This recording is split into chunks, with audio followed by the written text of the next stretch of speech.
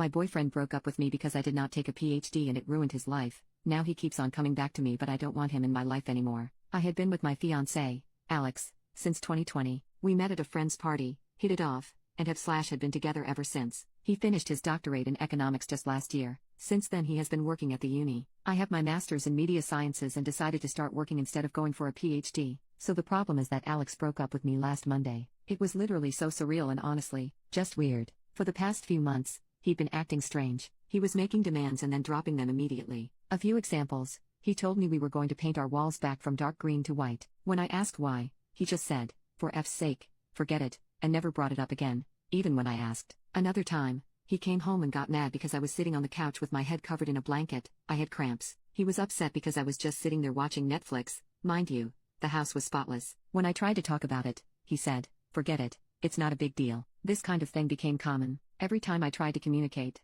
tried to figure out what was going on, whether it was something I did or maybe he was just stressed at work, he would just say everything was fine, but he was clearly seething with rage. I didn't even have to do anything. He would find something to complain about: the apartment, clothes, me, work, etc. So, I gave him space, which apparently was also wrong. I told him I was going to help my parents with repairs for a few days, and somehow that was also wrong because he wanted to renovate the apartment too. Then, on Monday, I got a text saying we needed to talk. I knew what was coming, and after the last few months, I had made peace with it. When I came home, he was sitting on the couch. He didn't even wait for me to take off my jacket before saying, "I want to break up." Then the verbal diarrhea started. He told me he resented me, first, because I didn't pursue my academic career further, even though I was capable, and he didn't want to upset me at the time. Then, when I started making more money, since he didn't make much as a PhD student, he felt like I should have the last word financially, and he hated it. Mind you, I never said anything like it's my money, so I have the final say. That's a rule he imposed on himself, and he hated it. He said he hated our paint scheme,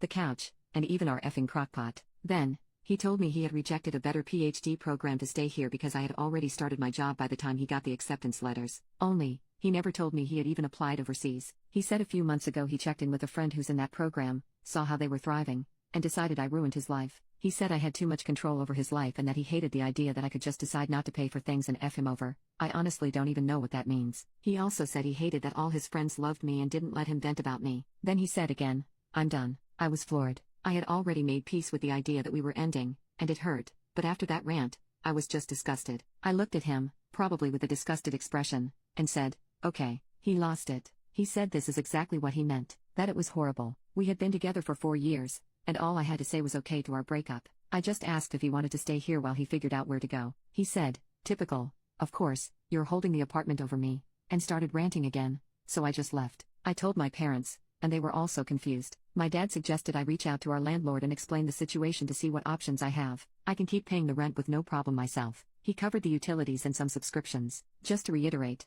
I never had a problem with this. I saw that he was chasing his dream, and that was more important to me than a 50-50 financial split. I make good money and am happy at my job. I never saw it as slaving away. I always had the mentality that my money was our money because we were building a life together. Of course, I had my own savings and fun money, but I honestly never cared. As long as I felt he was working towards something and wasn't taking advantage of me, I was fine with it. More than fine. Alex is still mad. He's going between texting me like a robot about the logistics of the split to being a seething a-hole complaining about everything. I'm not even hurt anymore. I just feel nauseated by him at this point. I don't know. Should I have reacted differently? Update to start. Alex moved out pretty quickly after the breakup. He has been staying with a friend, and we sorted out everything like mail, subscriptions, and the lease. I'm also in the process of adopting a cat. Her name is Luna, but I have been thinking about changing it since my family already has 2 pets named Luna, Moon, and Kamar. She is still at her foster home for now, but I have visited her a few times, and I already adore her. She is a scrappy little tabby who follows her foster mom around like a shadow,